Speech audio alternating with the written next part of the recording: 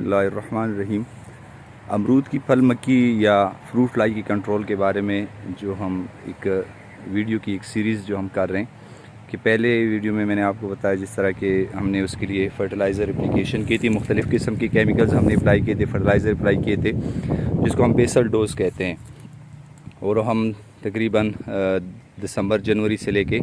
फरवरी या मार्च तक ये प्रोसेस जो है हम कंप्लीट करते हैं, जिसको हम इंटीग्रेटेड पेस्ट मैनेजमेंट या मरबूत तरीका इंसदाद जिसको हम कहते हैं।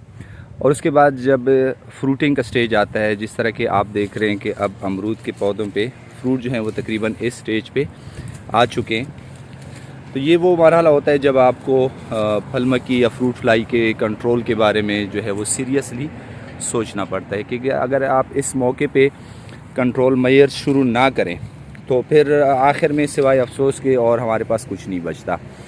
तो अगले मरहले में जो हम करते हैं वो फ्रूट फ्लाई ट्रैप्स या फेरामोन ट्रैप्स जो हैं वो हम इंस्टॉल करते हैं। जिस तरह कि आप देख रहे हैं तकरीबन 10 दिन हो गए इस ट्रैप को इंस्टॉल किए हुए, और इसमें आप देख रहे हैं कि फल मक्खी या फ्रूट फ्लाई का अटैक शुरू हो चुका है। और आप देख रहे हैं कि किस तादाद में जो है ये इसमें ऑलरेडी कैप्चर हो चुके हैं, और रोज़ाना के हिसाब से जो है इसमें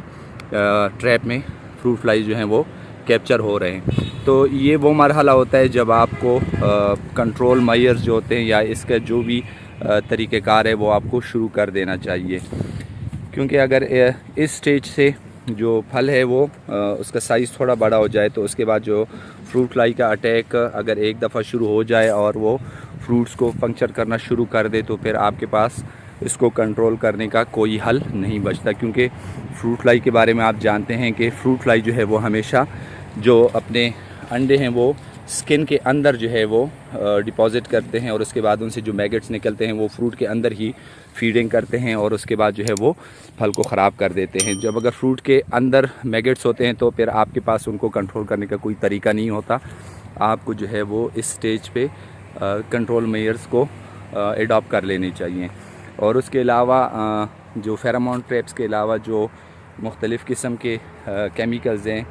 स्प्रे वगैरह हैं, जिसमें डिप्टेक्स जो है वो बेहतरीन काम करता है,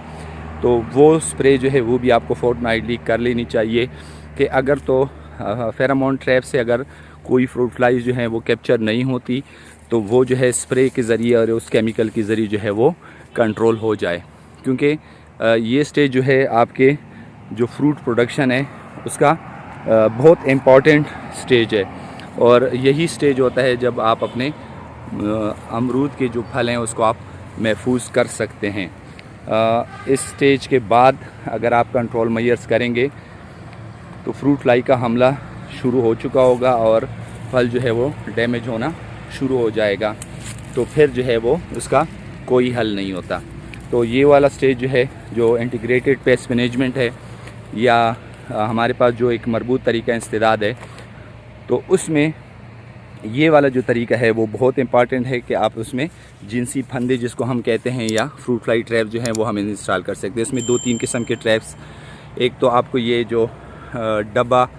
या इस तरह की जो ट्रैप्स आपको नज़र आते हैं जिसमें मिथाइल एजिनोल जो है वो केमिकल है, जो मेल अट्रैक्टेंट केमिकल है, वो इस्तेमाल होता है, तो वो आप यूज़ कर सकते हैं। और उसके अलावा एक और जो ट्रैप है जिसको हम येलो स्टिकी ट्रैप कहते हैं, वो भी मैं आपको दिखा देता हूँ, वो भी हम इस्तेमाल कर सकते हैं। जिस तरह के इस पौधे में हमने लगाया जिसको हम येलो स्टिकी ट्रैप कहते हैं, ये वाला, ये आप देख रहे हैं, ये एक येलो स्टिकी ट्रैप है जिसके साथ जो केमिकल है वो भी लगा होता है, और इसमें जो फ्रूट फ्लाइज होती हैं